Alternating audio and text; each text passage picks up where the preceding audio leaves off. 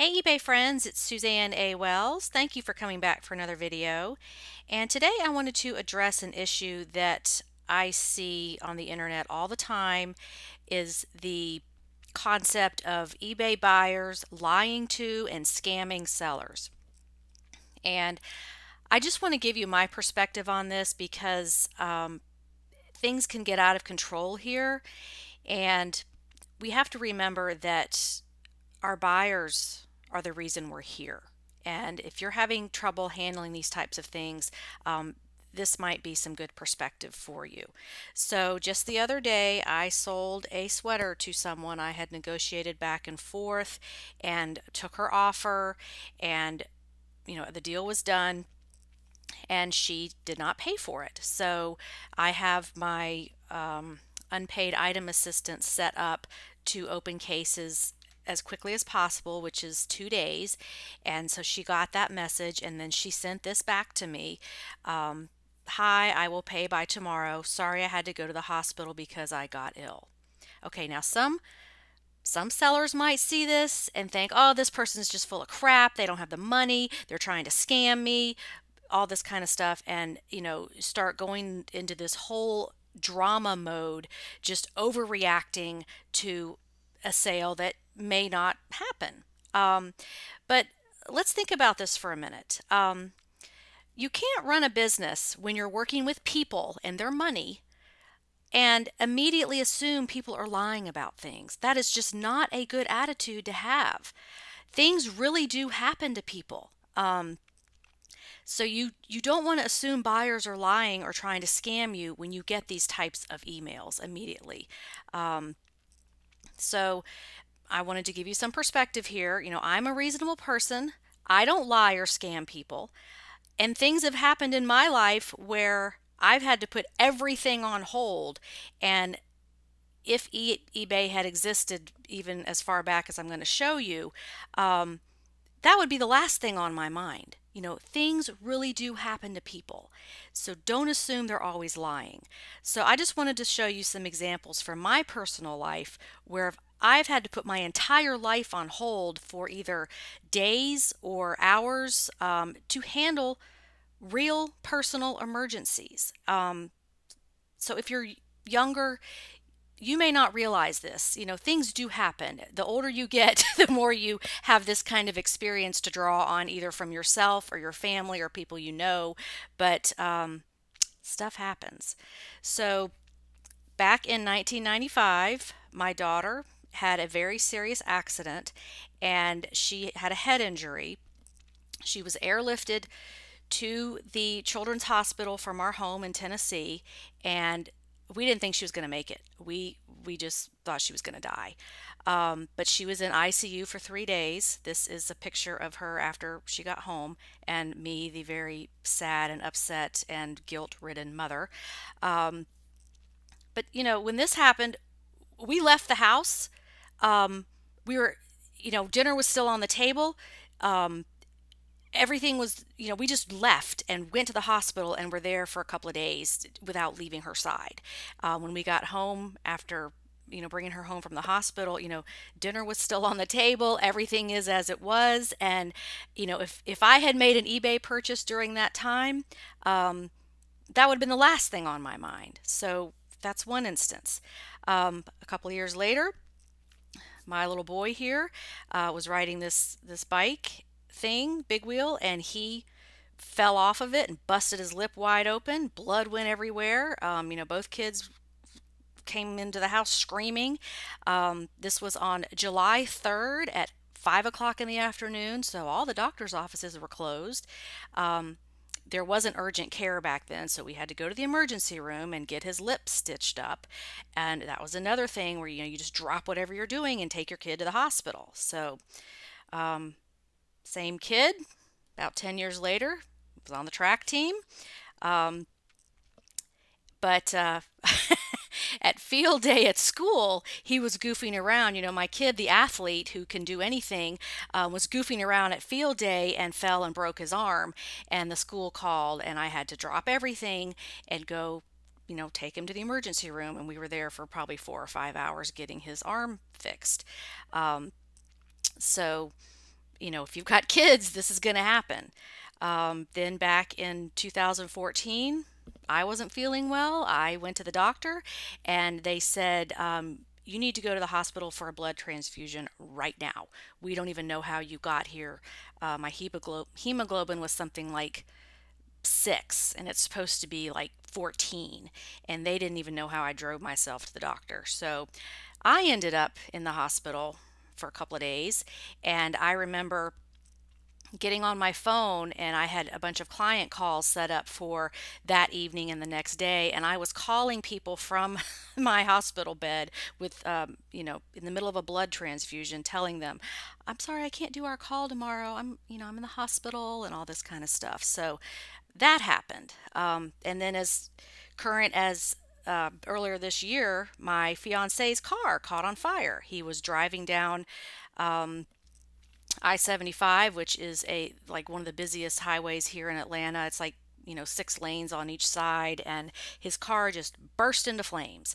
And so he jumped out and ran across the road to get to safety. And I don't know how he lived through that, but this is what the car looked like at the impound lot.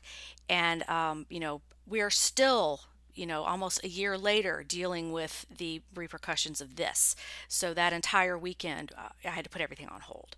So my point here is that real things happen to real people, and our buyers are real people. So when you have an issue with a business as a customer, do you want them to assume that you are lying and trying to scam them? If you go to a restaurant and your food is not cooked right, or, God forbid, there's something foreign in it, and you tell the manager, are you just doing that to get a free meal? Yeah, some people will, but I don't want to live in a world where I immediately assume the worst about everybody I have to deal with. That's just not going to work for me. So, reverse the situation. If Put yourself in the customer's shoes. If you're in a situation where you need a business owner to work with you on something, wouldn't you like them to do that? Um, but let's remember that without our customers, we have nothing. We have no eBay business without them. So you've got to treat them, um, like the geese laying the golden eggs. We don't have a business without them. So, keep that in mind. That's why we're here. That's how we make money. And of course, you will encounter dishonest people sometimes. That's just the nature of humanity. That's the world we live in. But the best way to solve any issue with a buyer is to communicate. Talk to them. Find out what's going on. See what you can work out. Before you assume anything, try this crazy thing called asking. You don't know what's going on in a buyer's life or in their mind or anything until you ask them. And you're going to get a lot better results with collecting money from people who owe, for their purchases, or, whatever the situation is, if you just talk to them. Um, don't make assumptions. This comes from one of my favorite books, The Four Agreements, and I've talked about this before, but one of the agreements is don't make assumptions. Find the courage to ask questions and express what you really want. Communicate with others as clearly as you can to avoid misunderstandings, sadness, and drama. With just this one agreement, you can completely transform your life. And here's the book if you've not heard of that before. But the person on the other end of the computer is just a person like you. And that's it. You don't have to fear your buyers or assume the worst about them. And please don't waste your time going through all these blacklists of eBay sellers, these groups on Facebook where they've got all these lists of people that you can put in and block. That's just ridiculous. First of all, people can change their name on eBay and, or open another account. And if it's somebody who really wants to scam other sellers, there's nothing you can do about it. Spending all of your time going through these blacklists, blocking people, is just a colossal waste of time. It doesn't help you grow your business at all. Don't waste your time getting caught up in the drama of other sellers when they've got an issue and they can't resolve it. And what should I do? What they should do is call eBay and talk to eBay about it and do what eBay says.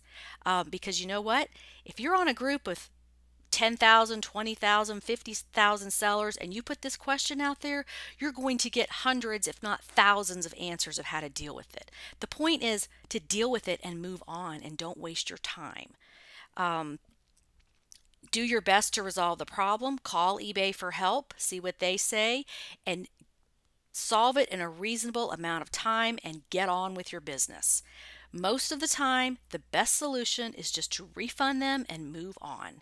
I know you don't like to hear that, but when you get caught up in one, $50 transaction, you're wasting time that you're not listing more items, not finding more items, not researching, not doing things to grow your business because you're hung up on one transaction. So, most of the time spent on resolving issues from one transaction just is not worth it. Move on with your business because guess what? There are millions of sellers out there where that one came from.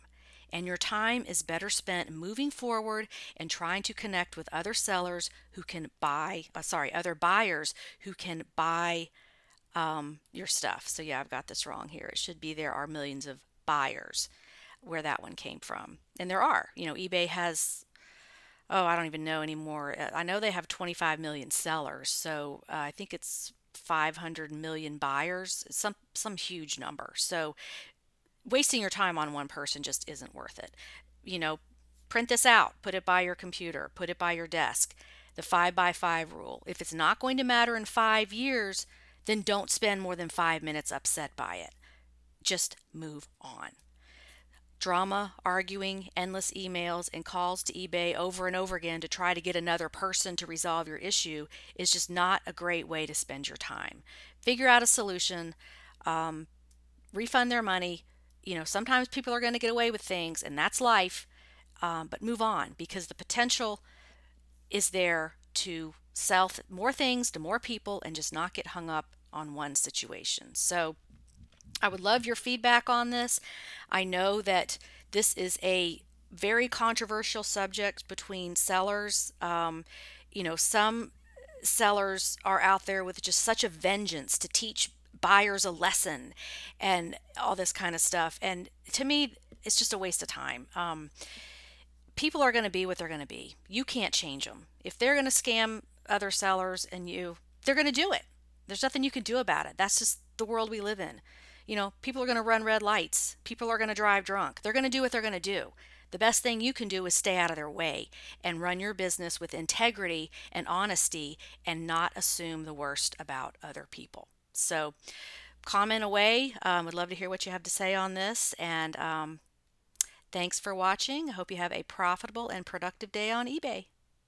Bye.